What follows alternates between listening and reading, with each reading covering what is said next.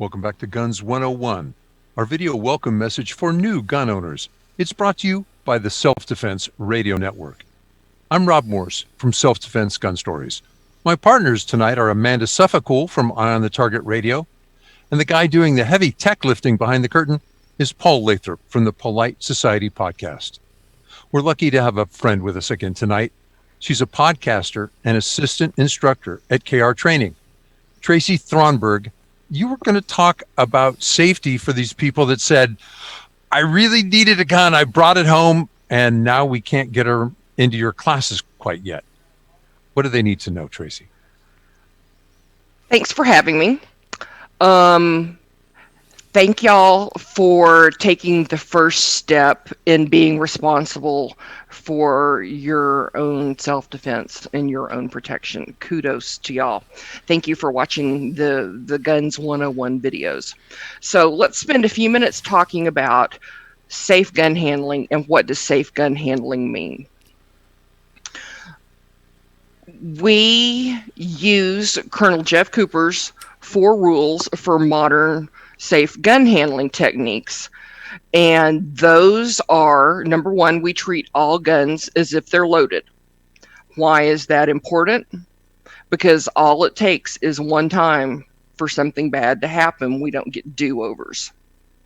Rule number 2, we only keep the muzzle pointed, or we only let the muzzle cross something that we are willing to destroy. What is the muzzle? The muzzle is the end of the barrel where the actual projectile bullet comes out, as safely demonstrated in my blue inert Glock 43 training pistol. That's a plastic. It is plastic. Yes, it is solid. Gotcha. It does not receive ammo. The slide does not move. We use these because they're safer, and we can use these safely in a classroom setting. So rule number 1, we treat all guns as if they're loaded. Number 2, we keep our muzzle pointed in a safe direction. We don't let anything come in front of the muzzle that we don't want to be destroyed. Rule number 3, very important, we keep our finger off of the trigger until we are up on our target and we are ready to shoot. What does that mean? That means if we are not on target and we are shooting a semi-automatic, our finger is up here as high on the slide as we can. On target, on trigger. Off target, off trigger. Rule number 4 is always know your target and what's behind it, what surrounds it, what's beyond it. Why is this important? Bullets have a lot of velocity.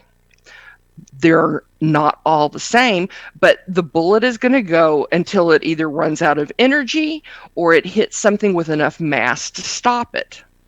So, I live in Texas. We have ranches out here. We have farms. We have lots of land. We go out and we go shoot, and we don't have a safe backstop, and a bullet winds up shooting a neighbor's cow. That's a bad deal, okay? So this is a whole lot of stuff to remember. Number 1, we treat all guns as if they're loaded. Number 2, never let your muzzle cross anything you're not willing to destroy. Number 3, keep your finger off of the trigger till your sights are on target and you're ready to take your shot. And number 4, know your target and what's beyond it. I will make the argument that while all 4 of these rules are really important, we can sum it up with 2 rules that are the most important, and we will still be safe. Those are rules number 2 and 3.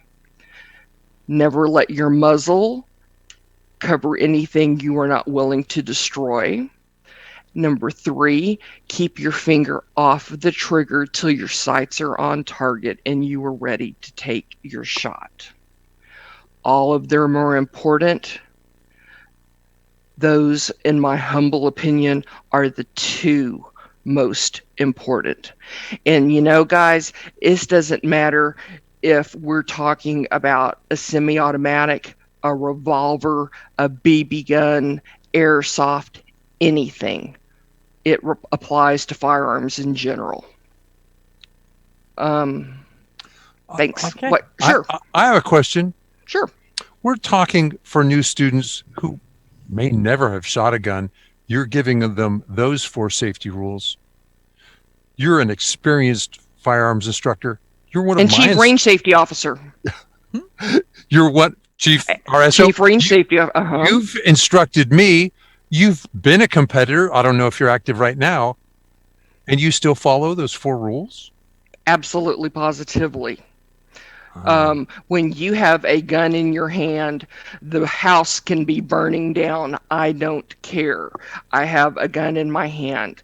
I can do very dangerous, important things. All kinds of things can happen until my gun is safely put in a holster or in a lockbox. Nothing else matters. Gotcha. Don't deviate from the rules, and bad things won't happen.